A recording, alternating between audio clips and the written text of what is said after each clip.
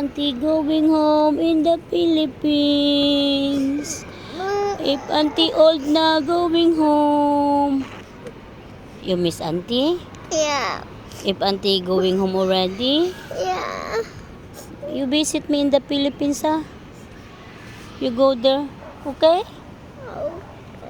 Why you miss auntie? If you big boy na, no need auntie na. So auntie need going home.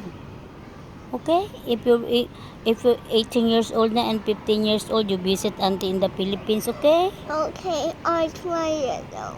Oh, you try your best, okay? Okay. Don't cry. You miss auntie? Yeah. Why you miss auntie?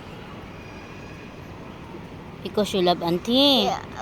I love you very much. Auntie loves you very much, don't worry, okay? Also, auntie visit you here, okay? Okay. Oh my God! You see your teary eyes? Kiss na auntie na. Kiss na auntie.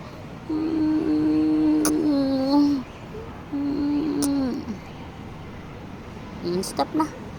The red one. Stop na the video. The red one. Oh, kawawa naman guys.